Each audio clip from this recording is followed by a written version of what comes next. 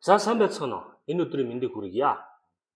За тэгэхээр өнгөрсөн 7 хоногоос хойш Америкийн нэгдсэн улсын нэлээд анхаарал татдаг асуудал Лос Анжелесын бослого бас нэг асуудал нь юу гэхээр Америк хятад хоёрын худалдааны дайны шийдвэрлэх асуудал бол өнгөрсөн 7 хоногт болон энэ 7 хоногт бол үргэлжилж байна. Тэгэхээр бидний өнөөдрийн сэдв Америк нэгдсэн улсын хятадаа хийх худалдааны хилэлцээр ямархуу төвшөнд явж байгаа вэ? Энэ яаж шийдэж байгаа вэ? За энэ өнөөдөр дэлхийн эдийн засгийн өсөлт үргэлжлэх үү, эсвэл эдийн засгийн агшилж явах уу? Америкийн нэгдсэн улс эдийн засгийн хямралд болох уу? Монголд энэ хямрал нь нөлөөлөх үү гэдэг зүйлийн гол асуудал байсан. За тэгвэл энэний талаар бид нар эхлээд түүхэн юуг нь аваад үзье л да. За өмнө нь юу болсон бэ гэх тээ. Тэгэхээр Америкийн нэгдсэн улс хятад хоёрын худалдааны дайны маргаан 4 сард эхэлсэн. За бидний мэдж байгаагаар болохоор Америкийн нэгдсэн улс хятадаас орж ирэх бараан 145%-ийн тариф тавьсан болвол хятад болохоор 125%-ийн тариф тавьснаас эхэлсэн байж байгаа. Тэгээ энэ 4 сарын 6 хүртэл яваад за ингээд энэ хоёр маань бол хоорондоо хилцээр хийхгүй бол болохгүй нэ гэж үзээд 5 сарын 11-нд хоёр талаасаа хилцээр гаргаад Женевт уулзалт хийсэн байж байгаа. За энэ бол худалдааны хилцээрийг төр хоошлуулах уулзалт байсан. За энэ хилцээр бол 90 хоногийн хугацаатай хоошлуул хийж дараагийн гэрээг зөвшөлтсөл хийх энэ зүйлийг тохирсон байж байгаа. За гэтэл юу болсон бэ гэж 5 сарын сүүлээр ахиад худалдааны маргаан үүссэн. За энэ ямар маргаан байсан бэ гэхээр худалдааны тарифын маргаан биш, худалдааны тарифын бус хоргийн асуудал үүссэн. За хоёр асуудал ярьдаг.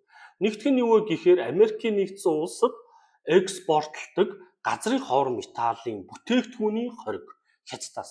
Нэгсэндээ Америкийн нэгдсэн улсын компаниуд хятадаас газрын ховор металл экспортлох зөвшөөрөл авдаг. За энэ зөвшөөрлийг тусгай зөвшөөрлөөр өгдөг болгоод энэ гацалтанд орсон байж.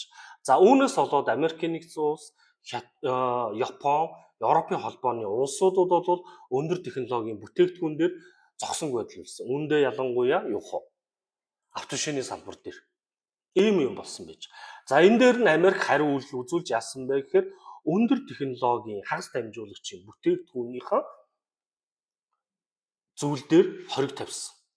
За дээрэс нь яасан хятадын оюутнуудыг оруулахгүй 260 мянган оюутан дээр бол одоо визийг нь канселдах юм асуудал үүссэн. Ингээд маргаан хурцдсан байсан. Өнгөрсөн 7 хоног.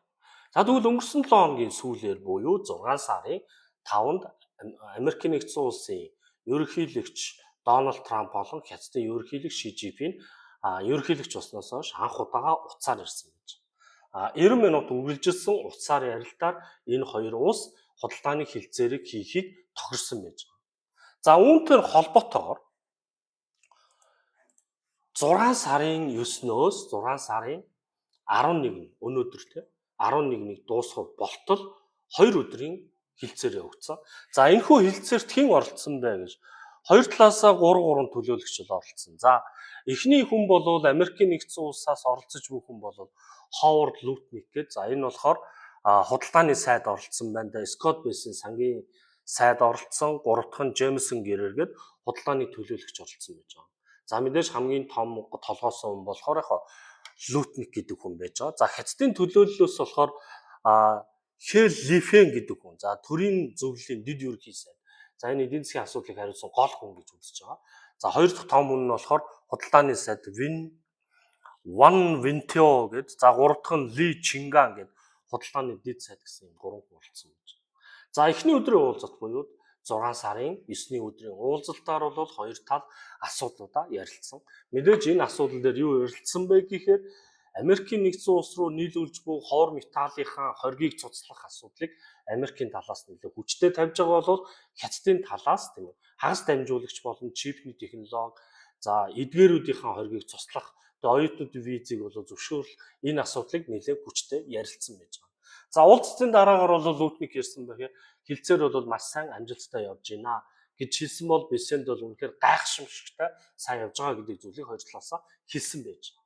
За ингээ хоёр дахь өдрийн уулзалт болов нэг дахь өдрийн уулзалтаас харьцуулахад илүү нөгөө нэг гэрээ тал руугаа орох зөвшөлтслөө биелүүлэх энэ зүйлүүдийг бол хоорондоо ярилцсан байж байгаа.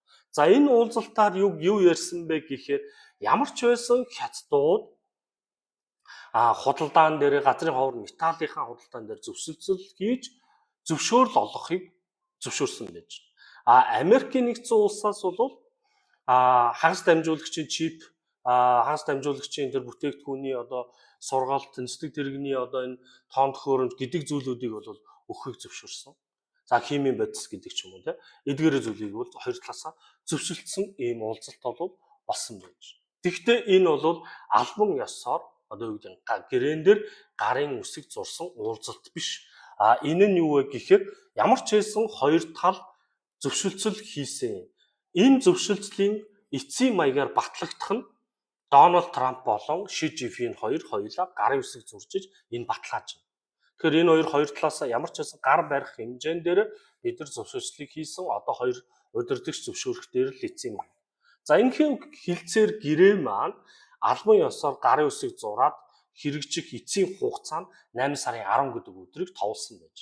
Хэрэв 8 сарын 10-наас өмнө Америкийн нэгдсэн улсын ерөнхийлөгч Дональд Трамп, Хятадын ерөнхийлөгч Ши Жинпин хоёр энэ үнээр гарын үсэг зурхгүй болол худалдааны хилцээр талаар болсон гэж үзээд Америкийн нэгдсэн улсын өмнө тавьсан 145% тариф, Хятадын тавьсан 125% тариф болвол буцаад сэргэх ийм аюул үүсэх боломжтой гэж үзэж байгаа. Хөрөнгө оруулагч нь. Нөгөө талаасаа шинжээчдийн хувьд бол эрсдэл харж байгаа зүйл нь юу вэ гэхээр Хятадын тавьж буй энэхүү газрын хоор металлын тариф дээр тавих энэ хилцээр нь болохоор талаар болох магадлалтай нь Хятадын өөрийн гадаад худалдааны бодлого нь энтэй зөрчилдөнө гэж бол үзэж байна. Тэгэхээр ямар ч байсан бид нар энийг цаашдаа хэрхэн үргэлжлэх үү гэдгийг бол харах үйлдэлээ. Үүн дээр Трамп явж дуурах нь уу, Ши Жинпин юу гэж дуурах нь уу, хилцээр хийх үү, хийхгүй юу, гарын үсэг зурхгүй юу гэдгээс хамаарч дэлхийн худалдааны дай зогссон уу, цаашдаа дахиж хурцдах уу гэдэг байдлыг бид нар харах үйлдэж байна. За илүү ихийг үзэхийг хүсвэл subscribe давж лайк, share хийгээрэй.